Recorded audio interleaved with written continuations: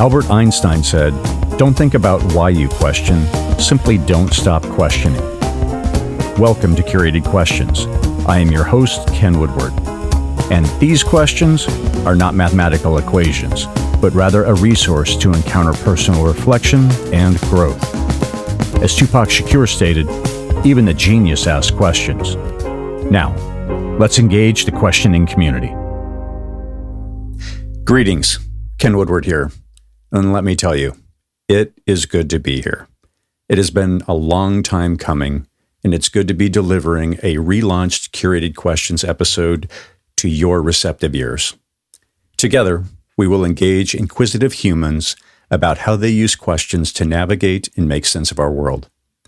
I'm a fellow traveler and pilgrim on this journey as I work to hone my questioning skills, and I'm glad you are here. Our conversation partner today is Lynn Borton. Lynn is the creator and host of the podcast and Pacifica radio show, Choose to be Curious. Lynn is a facilitator of conversations and transformation, with more than 30 years of experience in strategic governance and change management in the nonprofit sector. Combining science, organizational learning, and leadership development, Lynn is working to synthesize the study of curiosity into something that we can all appreciate, an exciting path to greater personal well-being, professional success, and life satisfaction. For nearly 25 years, Lynn worked at NAMI, National Alliance on Mental Illness, the nation's largest grassroots mental health organization, and served as the chief operating officer for her final 12 years. What started as a curious investigation into a startup radio station in Arlington, Virginia, developed into a weekly show with guests from across the globe in over 200 episodes. Lynn, welcome to Curated Questions. Oh, thank you so much, Ken. I am really delighted to be here. I think we're going to have some fun. I'm certain that's going to be the case. So if we jump in the Wayback Machine, were curiosity and questions a part of your childhood? And how did that look? Yeah. Oh, very much so. Very much so. I guess I was fortunate in this respect. I really had parents who believed in the power of questions and encouraged curiosity. And I don't have a personal memory of this, but the story is told in the family lore that when I was maybe 3 or 4 years old, my parents sat down to watch Hamlet on television. And I insisted that I wanted to watch it with them. And they thought, well, she'll just fall asleep and it'll be fine. Apparently, that's not what happened. Apparently, what did happen was that I peppered them with questions throughout the entire production. And according to them, I had really a very good grasp of this play by the end, and I stayed awake for the entire thing. And the next morning, my dad kind of checked in to see whether I had really understood it. And I said, well, I'm sad. And he said, well, why are you sad? And I said, well, I'm just really sad because Hamlet didn't have any friends. And I began to recount the story, which was something I could do only because I had asked a lot of questions. And I don't remember this incident, but I feel really confident that it's a really good example of the kind of soup, the culture in which I was raised, that not just tolerated, but really encouraged and rewarded that kind of curiosity from the very start. And to your point, your parents were just very encouraging, or as you say, setting the climate. That was just a family culture of... Yeah, I mean, both my parents are educators. So I think the mindset was there already in terms of how do you help kids learn? Well, you help kids learn by tapping into their curiosity and answering their questions and encouraging them to have more questions and rewarding them for having those questions and modeling having your own questions and answering those questions and all that kind of good stuff. I have a brother who's about 1.5 years younger, so he was probably asleep in the bassinet someplace else at the time. But I think it was a very intentional thing on my parents' part, and they were very intentional as well in terms of the places that they chose to live, in terms of opening our eyes to the world. And I'm really grateful for that because not everybody has that. Wow, that's fantastic. Then when did you really first understand the power of questions? Well, at some level, I feel like I internalized it really early on. When you issued this invitation, lovely invitation, thank you again, I started to think about sort of that question. And one of the incidents that came to mind was actually when I was in high school. And my parents actually went through a rough time in their marriage, and they were separated for a bunch of years when I was in high school. And it was not a very fun time in any of our lives. And there was one weekend that was particularly not fun. And I came back to school and I turned in my physics lab. I had to do whatever the homework was. And the teacher came to me and she said, Lynn, this is a mess. Like, what's going on? And I burst into tears. And it was maybe one of the first times where I really understood the power of a question that came from care, and that a well-timed question could uncork a lot of stuff that nobody knew was there. And nobody knew that stuff was going on in our household. It was not something I talked about.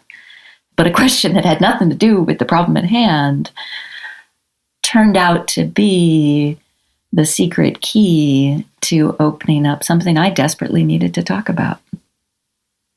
Wow. That's fantastic. And it's just a very simple question. Right. Right? It's just... They don't get much more simple. And I spend lots of time trying to think about and craft the perfect question. And the reality is that, there's a place for that, but there's also just a place of the basic question backed by, as you experienced, that care. Right. Of just really... because a common thing as I'm walking down the halls at work, or I've actually given up on when people go, "How you doing?" It's not a question. Exactly. It's an acknowledgement of your existence. Maybe. Right. So I've shifted to "good to see you." Uh-huh. So I'll walk down the hall and I just say, "Good to see you." And most of the time somebody will say, "Good." Right. Because they're expecting me to say, "How you doing?" Right. And just, it's that passing thing. So you do ask the question, "How are you?" And you give it that pause, because and if you really mean it, it really can be earth shattering, and to the point of that, what's going on? Right. That is a basic question that we say and hear every day, but is it backed with I really do want to hear the answer, and I'm here to sit with you. I legitimately want to know. That can be powerful. Yeah. And I give credit actually to Scott Nickham, who's somebody that I've interviewed on my show about this idea of asking questions out of care. He's the one who gave it that language for me many years ago.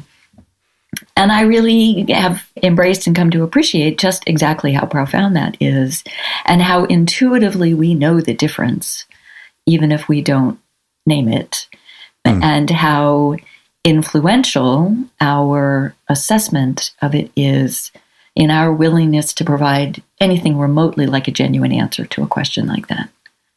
Because most of us do experience it as a very, not a question, as a kind of a transactional, sky's blue, how are you? And when it's asked with genuine care, it's really a lovely question. Absolutely. And as we shift to the middle spot in your life, as you were working at NAMI, is that how you pronounce it? I pronounce it NAMI. NAMI. Okay. It goes by both. Okay. People will recognize it either way, probably. Okay. So can you talk through a little bit about what their focus is? Because I saw it, mental illness, but I'm like, if you've got a better understanding of it. Yeah. So NAMI was founded by the parents of mostly young adults with psychotic illnesses in the 1970s. And at the time, there was very little effective treatment or much hope for people in those circumstances. And families were blamed for the illnesses, and deinstitutionalization had started, but the promised safety net that was supposed to come with it never materialized. And so people found themselves and their lives in just complete chaos. And I had, coming out of college, worked in a psychiatric hospital in Boston. It was my domestic equivalent of the Peace Corps. It really felt like I was working in a third world country. I mean, it was just appalling, the conditions that people were living in and the stretch that it required for me to get my hands around what that meant. So when I left that job and came to DC, I was looking at a bunch of different stuff, and mental health struck me as one of the next civil rights frontiers. It seemed like a social justice question. And so I thought, I'm going to go towards that. So I found NAMI and stayed involved with NAMI for a very, very long time. And over time, its focus and its position in the conversation changed. When I first got there, they were pretty fringe, actually. It was small, new, looked on with a fair amount of skepticism. Fast forward a bunch of years, changes in medication, changes in our understanding of brain science, changes in our understanding of human development. And NAMI was big and really a force to be reckoned with. And I think part of the reason that we think about mental illness differently now. So that was a really exciting place to be. And I wore many, many hats over my years in and out of the organization. Right. And ultimately, as you mentioned, I was the chief operating officer. And it was literally my job to know everything for this organization. And I oversaw all of the field operations and governance and everything else. But I came to realize that I was better at my job if I didn't know everything and I was curious instead. And that was the impetus for becoming a student of curiosity, that if I could let go of this expectation that I had and everybody else around me had, that I would know the facts and I would have answers and I would be the wise one in the room, and instead looked for the wisdom elsewhere, it would just go better. And it did. And I really came to appreciate that. So then that led me to wanting to be a real student of curiosity. And fast forward to the next phase of life, that led to the radio show. Gotcha. Now, that curiosity or understanding, was that during that last 12 years where you were the chief operating officer, or did that happen earlier? Well, certainly the really focused, intentional kind of student of curiosity was very much in that last phase. But I feel like it's baked in. I think it's in the DNA. I feel like it was, and my guests say this with some frequency, I never really thought about it until you asked, right? It wasn't until I started to ask myself this question and learn more about how curiosity works and what we might be able to do with it, that I could, in retrospect and with reflection, sort of see all of the places that it had shown up in my own life and where I had been using it or elevating it in ways that I wouldn't necessarily have described that way at the time, but feel, again, in retrospect, like, oh yeah, that's all part of the chain of pearls on this thing. Right. Yeah, that, as I was describing to someone the other day, I think a lot of the just questions in general are one of the things where we are swimming in water and don't realize we're swimming in water. They're all around us, and now it's just shining a light on it and being intentional about it. And then it's, oh, yeah, this is happening. Let's go ahead and just pay attention. And now with that intentionality, let me go start using them strategically as a tool. Yeah. You say swimming in water and not even recognizing it. Are you familiar with the children's book, The Phantom Tollbooth by Norton Chester? Yes. Okay. Actually listened to it not too long ago, or within the last year on audiobook. It is, without question, my favorite book of all time for many, many reasons. But one of the reasons is that there's a scene, which you may or may not remember, where they jump to the island of conclusions because they jump to conclusions. And so this book is full of these puns and making the puns into real things. So they're suddenly catapulted to this island. And to get back from the island, they have to swim through the sea of knowledge. But they get back, they swim and they swim and they swim and they swim. And one of the three travelers is totally dry when he gets to the other side, having spent all this time in the sea of knowledge, because the wetness, the water, the sea of knowledge simply never penetrated. He didn't learn the lesson. And that was one of many anecdotes from that book, which I loved as a kid and have loved well into adulthood, that I carry with me in terms of, are you absorbing the lessons? Are you getting wet? Are you feeling the water? So that's beautiful. So I love that you do that. I love that you called upon that. Excellent. I'll have to go back and listen to it again to pick up on some of those things. So that's cool. Yeah, I love the book. Now, I want to spend a little bit of time just talking about on the mental health side of things and questions. And because just across the country and the world, mental health just continues to emerge as a major issue that needs attention. What questions do you think we are not asking in the world of mental health? Or not spending enough time on, something like that?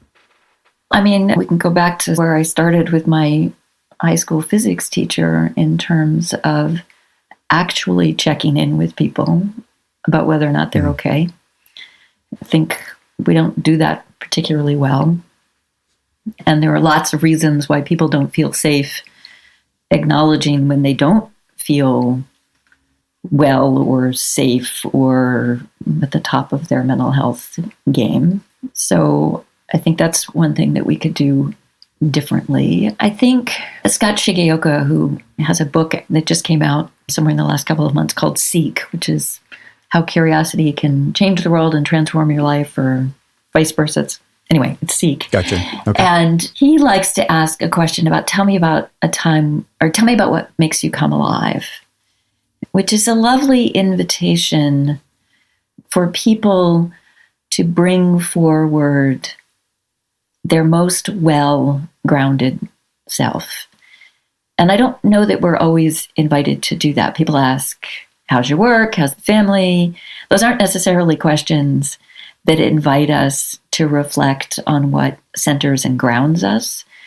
And so we don't create opportunities for one another to sit and share and soak in what can make us feel more healthy. And then on the other end, I think there's so much, despite tremendous progress in the field, I think there is still so much stigma associated with mental illness that we don't have good questions for asking about it in the same way that we might ask about other health conditions. I mean, in the old days of NAMI, we used to say that mental illness is not a casserole illness. Like somebody goes to the hospital, nobody shows up at your home with a casserole if somebody's been admitted to a hospital for psychiatric illness, in the way that they do heart disease, surgery, whatever. And I think we need to ask ourselves a question about, like, why is that? And what might we do that would change that so that the conversations about mental illness, is like any other illness, are actually for real? Very much. It's a great litmus test, the casserole test. Right. In that, legitimately, do you even think like that? Is that even a category? I've got some friends that have been going through some very difficult times over the last year, and mental illness has played a significant role, and the family is suffering, and many folks just don't know, okay, how do I comfort? I don't know what to say because I don't want to hurt, all of those things. And just from my experience of doing the things that I'm doing, I'm like, I'm more willing to dive in and go, I know I'm going to screw something up. I know I'm going to hurt in some way, but that's not the intention. And we dive into some of the mess anyway. But it's just, there is such a place of loneliness for those that surround the family or the individual, or if there's multiple things going on in the family, it's just brutal. Yeah. And there's not any way out. And it's not like, oh, yeah, you have a broken bone and that's going to heal in 6 weeks. Then everything's better after you do some PT. I think that's one of the downsides, which is kind of a weird thing to say, but I think it's one of the downsides of the kind of wellness, well-being, self-help universe is that we've all internalized this idea that you can fix these things in yourself. And it's just a question of really finding the right combination of things that you believe in. We don't believe that about a broken leg. Great example, right? I broke my ankle a year ago. Nobody thought that I was going to be able to just get up and walk right away after that. People knew she's going to need to sit on the couch for a couple of weeks, and then she's going to be hobbling around. And then it's going to take her a while to rebuild her balance and her strength and her flexibility. If we used that same mindset when it comes to mental illness, we would be a very different culture. We would be a very different place for people who are needing to be on the couch, needing to hobble around, needing to regain balance and strength and flexibility. That's beautiful. If I think through my conversations and my expectations that I bring to thinking about my friends, that's a helpful insight, is to recognize the stages of healing. And this is after you get to the point that you've made it through whatever milestone marker and say, okay, I'm quote through it. Now comes the healing piece, but it's not as sometimes it's just cut and dry on the mental health piece or mental illness, whereas indeed the bone has not just been set. Right. It's okay, we're on this journey. That's what it looks like. There's going to be some ebb and flow. And yeah, another friend of mine had complex PTSD and trying to help her navigate some of these things. And just, complex PTSD has that name for a reason because it's so complex, and to unravel or peel back the onion, it's just so hard. So one piece may be well on its way to healing, but then you have all these other pieces that still have yet to be used. And as you say, that's the kind of triple whammy of complex PTSD, is that it's complicated and it shows up in places that you don't anticipate and in ways that you can't control, and that can be years and miles removed from their origins.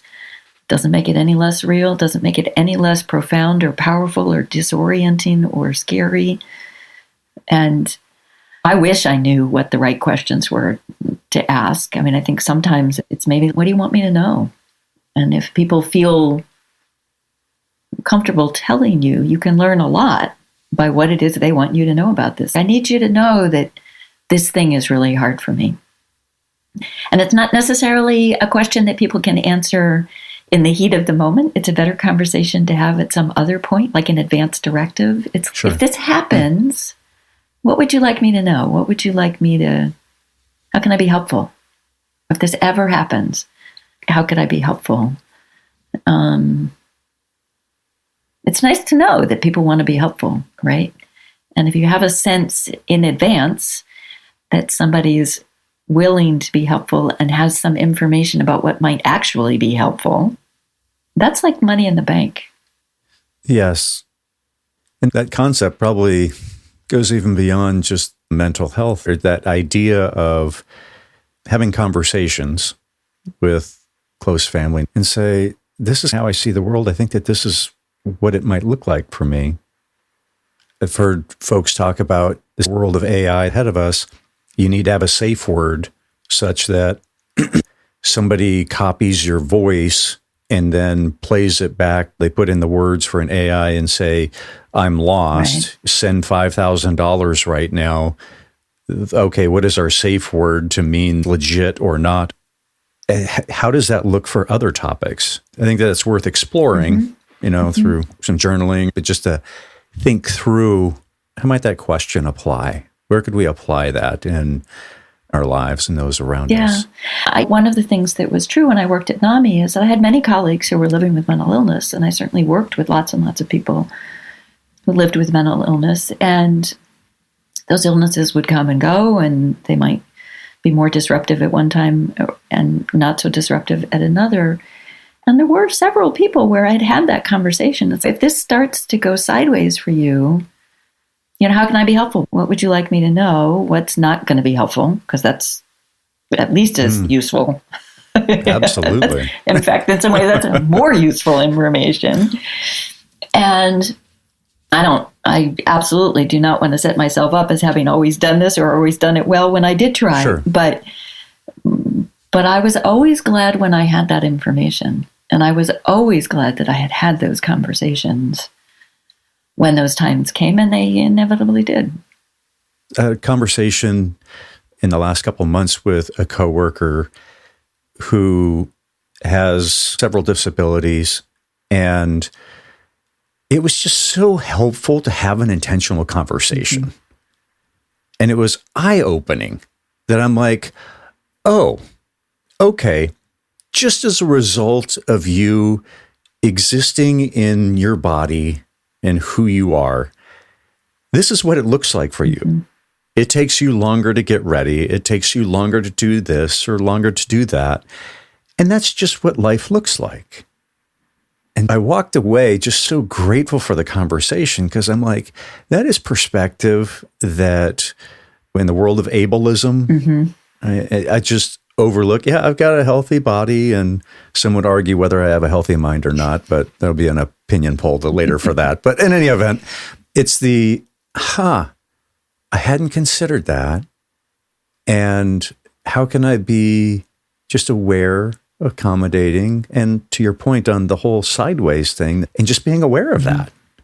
It's like, oh, okay.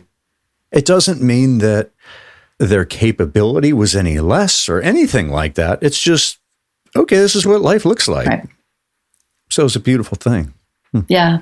It's nice to have those opportunities to understand what life looks like, feels like, what its pace is, what it takes to just get from point A to point B when it's not the life that you've been living all this time. We're so accustomed to what we do, we just figure that's what everybody does. But that's... Yes, absolutely.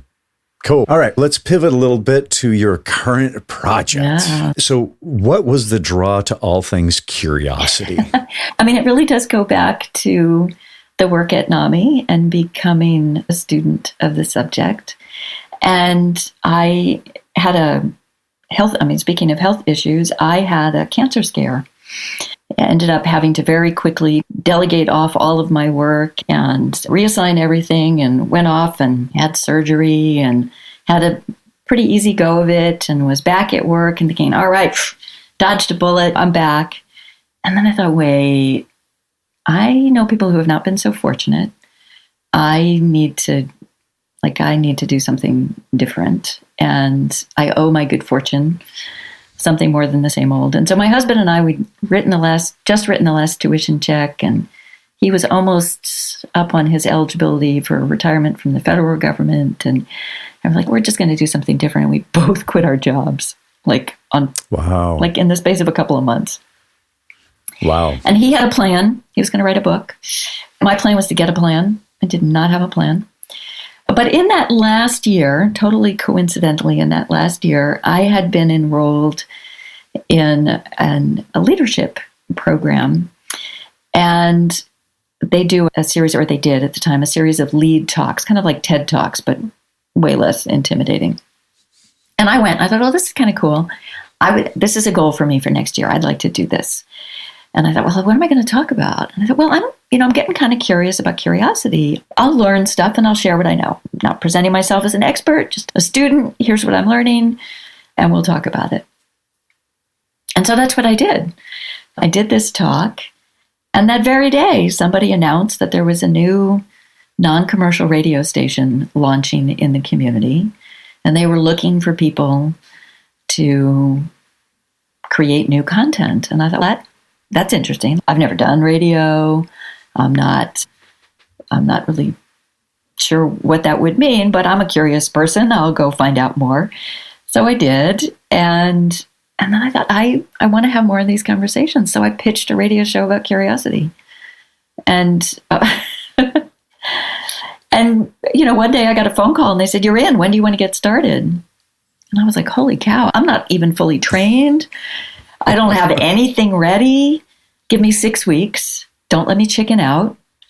I'll have something for you. And that was May of 2016. And I've been doing it ever since. That's fantastic. That's cool. Just diving right in and to your point on curiosity, I'll go learn it. I'll go learn it and figure it out. And I was like, what's the worst thing that happens? Doesn't turn out to appeal to me, Oh, well, all right, I'll try something else. But when I pitched the show, I made up a list of like 25 topics to sort of test proof of concept. Does this have legs? Can I really come up with a credible number of conversations about this?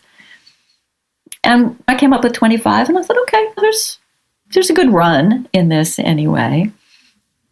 But it's taken me places I would never have anticipated. And in the meantime, curiosity has gotten very big and it's on every street corner these days. And you open up a lot of major magazines, especially in the business world, and there's all sorts of stuff about curiosity. I didn't see that coming. It certainly wasn't true then.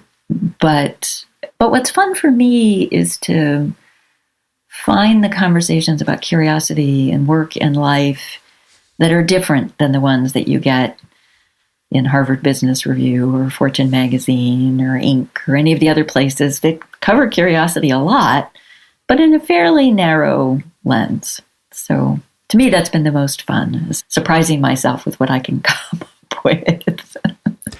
Yes, and I had a question along those lines where what has been a couple, this is overused now for this conversation, but what have been some curious areas or conversations or directions that this has taken that you absolutely didn't see? And this is not about your favorite, right? This is, okay, what are a couple that come to mind that you're like, yeah, that one caught me for a loop? Okay, well, one that comes to mind was I did a show on morbid curiosity, which actually is a studied academic field and has some use in terms of being a way for us to test what our reactions might be to disturbing or dangerous kind of situations.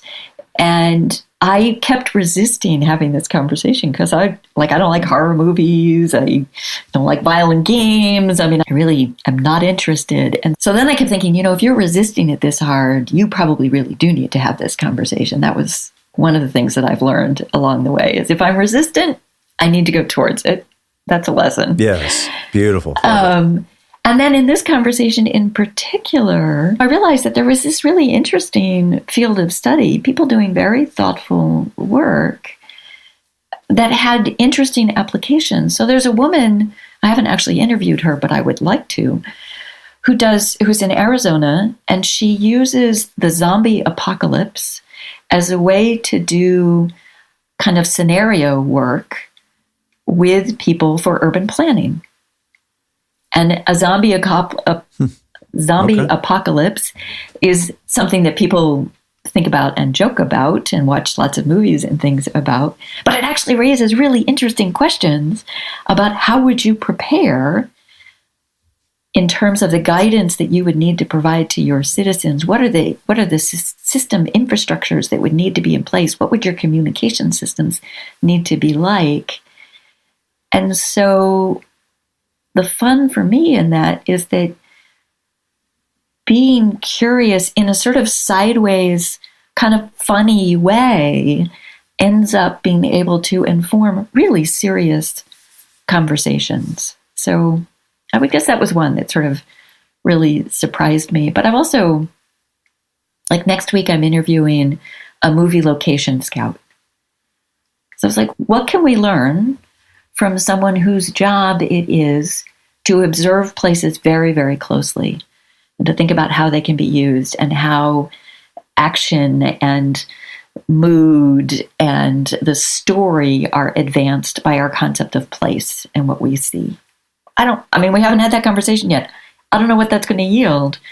But to me, that's an interesting place where he may not have thought of this as a curiosity enterprise.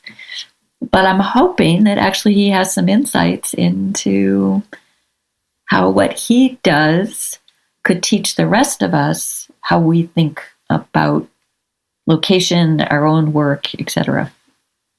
I look forward to hearing the conversation. Teaser note for folks, go ahead and check out the podcast and look for this one. A big fan of the art of noticing. Yes. Oh, absolutely. And being able to just have eyes wide open and be intentional, because once you start looking for one thing, then it certainly broadens the scope of what you notice as you're moving around or moving through the world. Yeah. When you and I connected on this, and I was thinking about, questions. How exactly have questions come up in my shows? And I'm sure you know of the Right Question Institute, which is an organization that got started up in the Boston area. And they originally got started because they were trying to help parents get more involved in their kids' education. And one of the things that the parents kept coming back to was like, we don't know what questions to ask. Like, we go to the school and we don't really know what to ask.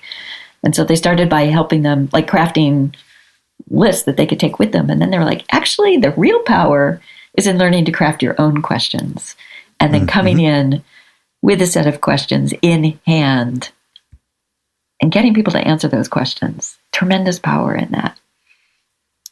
I didn't know that there was such a thing as an institute that focuses on helping people craft the right questions, or a philosopher in the UK who was actually doing this surveying of what is a question? What do we think of what makes a question a question? And sometimes we say a sentence that has a question mark at the end, but we don't really mean it as a question. People don't receive it as a question.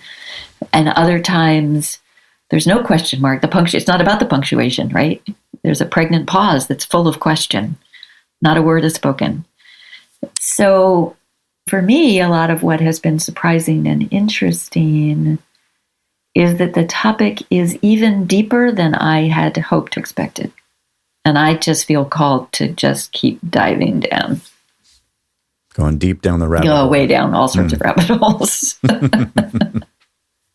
So now, have you had any mentors who modeled curiosity and questions? People ask me this mentor question a lot, and I don't feel like I have a very good answer. Well, I will say I do think of my parents as mentors in this regard. I really do. I know that sounds a little cliche, but I think it's true. When I was in second grade, my second grade teacher, who went from being Miss Clark to Mrs. Hughes in the middle of the year, had a writing book that we used called Making Things Strange, which was like a creative writing workbook of some sort. But I loved it then, and I appreciate it in hindsight for the emphasis that it placed on observation and getting us to think differently about things. So I don't know if a workbook can be a mentor, but in terms of influences, I would count that. And I will say that my transformation, my evolution around curiosity was very much facilitated by a colleague, somebody who worked for me, but whom I thought of as a mentor in this regard, Valerie Hunter, who works in organizational development and is one of the most gifted people I've ever seen in that field. And we hired her to help folks at NAMI do what they were doing better by being more thoughtful and intentional about how they were creating learning opportunities and how we were communicating and all sorts of things, how we structured meetings. And she was a demanding taskmaster, and I made myself her number one student so that I was not asking anybody to do what I wasn't also making myself do. And there were days where I regretted it because it was a lot of work, holy cow. But I learned so much. And she would say to me, well, get curious, think about this. And I would like roll my eyes. I'm like, I don't need to be curious about this. Like, I know what this is. But she was right. I needed to get curious. I needed to slow down and stop and do that. And I mean, I like to put her in the category of mentor because I think people think that mentors can't be people who are younger or can't be people who work for you. It's always this wise elder, different kind of a relationship. And in my experience, that's absolutely not true. Fantastic. Now, what would be your recommendations for how someone could cultivate curiosity? I've done, I don't know how many of these shows now. It's so well over 220 at this point. And I ask people how they define curiosity. What do we mean when we're talking about curiosity? I've got at least 200 definitions. Nice. Everybody thinks about it a little bit differently. So that raises the question, what do I think I'm talking about, right? And my sort of working idea of it at this point is that choosing to be curious is acting on the idea that there's opportunity in the unknown. And I think that if you spend a little of each day, a tiny part of each day, thinking that there's opportunity in the unknown, that becomes an invitation to walk down the street you haven't walked down, pick up a book that's in a genre that you wouldn't otherwise read, have a conversation with somebody you wouldn't necessarily have spoken to, pause for a moment longer and look at some architectural detail or figure out what the bird is that you're listening to. I just think the easiest way to bring curiosity into your life is to just pause for a moment and look around and go, what's even the least bit interesting to me around me, and spend a moment with that. And you may decide, okay, that's all I need of that. Or you may think, I have questions. Like, I want to know more. I never thought about this. I never noticed this. What's that made of? How do they do it? Who did that? Where's that coming from? So I ask, one of the things I do in my show is I ask people if they have curiosity practices. What are the ways, large and small, that they bring curiosity into their lives? And people have remarkable insights and ideas. I mean, too many to mention. And it's just a wonderful thing that when we stop and think about it, we realize we have this urge for curiosity. We don't always pay attention to it. We don't always respect it. But if we take that pause, there's a lot of potential there. I like that point that we often don't respect it. Yeah. That resonates deeply. If I reflect back, the times that I have been curious, and what comes most to mind is about people, rarely am I ever not surprised. Mm-hmm. And in most cases, if I'm walking down the street and I see someone, I'm like, I got their number. Right. We tell ourselves a story right away. Absolutely. Yeah. And time again, I am so wrong. So I'm failing to respect that and give space for that to come to fruition and really understand. And I'm also doing a disservice to me. I'm doing a disservice to the other individual by not just pausing. There is beauty all around. And, with the doom scrolling on social media and the news, if you pay attention to that, beauty does not exist. Right. And yet, if we got a little bit curious and started to pay attention or just give space and respect it. Anthony DeMello says in his book, Awareness, he talks about not telling a child what the name of the bird is. Because once you see a sparrow, or once a child sees a sparrow, and the child says, "What's that?" and you say, "It's a sparrow." And the child says, "Oh, I've now seen all sparrows." Uh-huh. And this is not saying don't teach your kids what birds are. But the idea of, every sparrow is unique. Every person walking down the street is unique. Each one of those row houses that have a small architectural feature is unique. So how can we cultivate appreciation? And I think a lot of that comes through curiosity of trying to learn a little bit more and not believing the first things that the biases would say. Right. Because we all, myself very much included, we all have these biases baked in. And it's a daily, constant vigilance to push back against it. And to understand that that's part of being human, right? I mean, I think, it's a survival mechanism. Yeah, yes, we need to have it. We need to have it, but we need to be aware that we have it. And I hear things like what you said about, failing to respect. And I like to think of it as missing the opportunity to respect. Because it makes it easier for me to recover from a missed opportunity than from a failure. And, well said. And I think people need on-ramps. And I feel like that's sort of what you do, is you're helping people find on-ramps. Good questions are on-ramps. I feel like that's what I try to do. It's why I wanted to be on your show, because I think you've built a lot of different on-ramps over the years, and I think that's a really important thing to do. Thank you. And I am grateful you're here, that's for sure.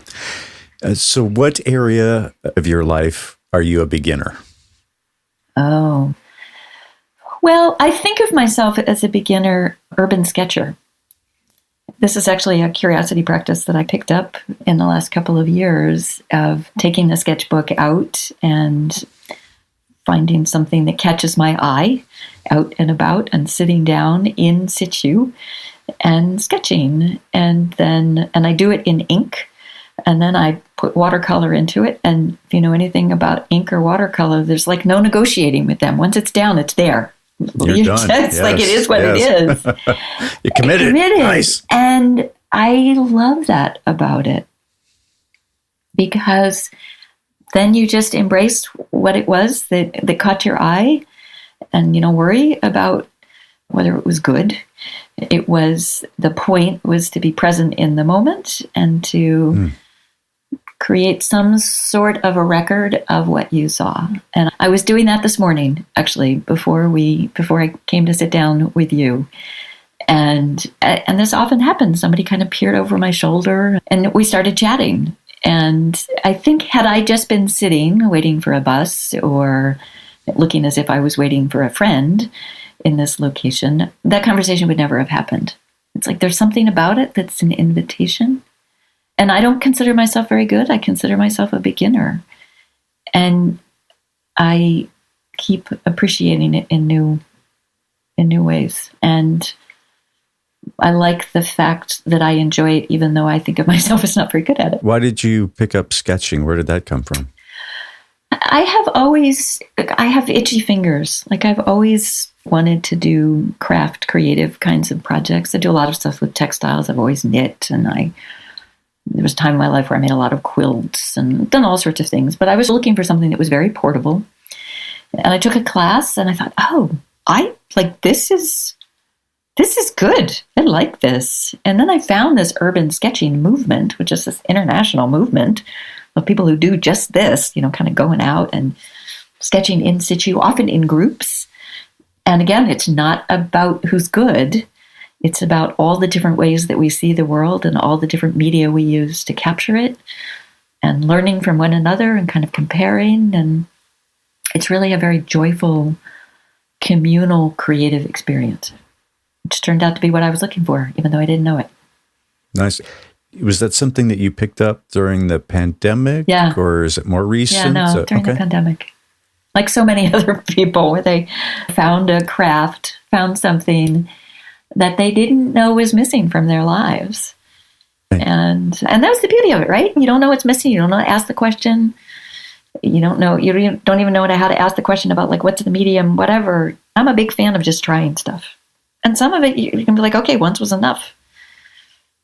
But sometimes you try something and it's like, oh, this is good.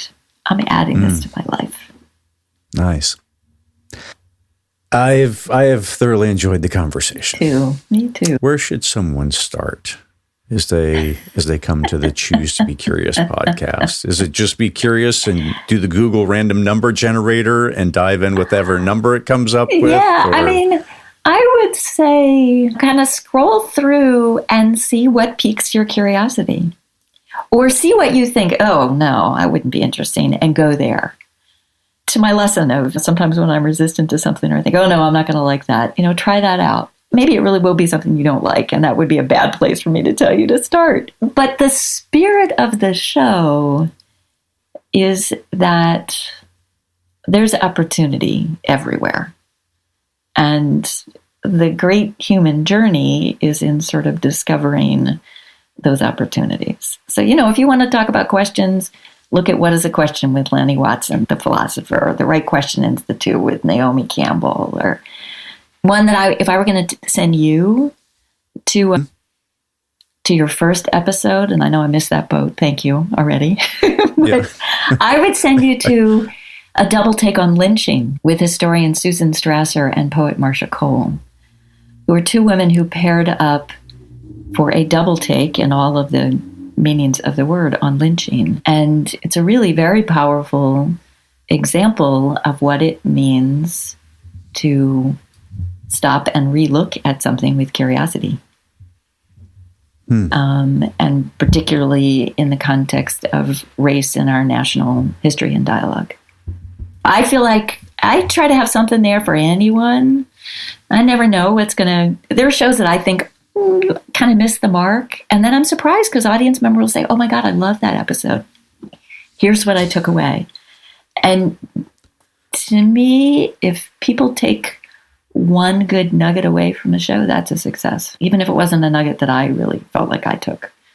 I'm absolutely going to look up that particular episode. And yes, I have been doing some binging on your podcast, and it's just been fantastic. Well, thank you for listening. I've been absolutely taking notes, and I'll be reaching out to some of the same guests at this point because it's like, dang, they ask great questions, and that's fantastic. At this point, I'll be trying to snatch some of your guests as well. Good. I mean, one of the fun things about it is it really is, in my small way, a way of elevating voices that I think warrant other people's attention. And yes, great. Plagiarism, highest form of flattery. Excellent. Where's the best place for folks to engage with you, learn more about what you're excited about, or any other things you'd want to point them to? Well, choosetobecurious.com is my website, and I'm at Choose to Be Curious on Facebook and Instagram, and I used to be on Twitter, but I couldn't take it anymore, so I'm on Threads, but not really because I haven't figured that out yet. So I would say the website is good. I mean, everything is there, and then that will send you lots of other directions. And be in touch. I mean, I love hearing from people who have an idea about a curiosity conversation or who just want to engage with me on the subject. That's one of the real joys of the enterprise. Beautiful. We'll definitely tag all the different things that you mentioned in the show notes and make that available as well. So, Lynn, thank you for joining us on this particular relaunch of Curated Questions. Indeed, you are the perfect partner to get things rolling here at the beginning of 2024. So I thank you so very much.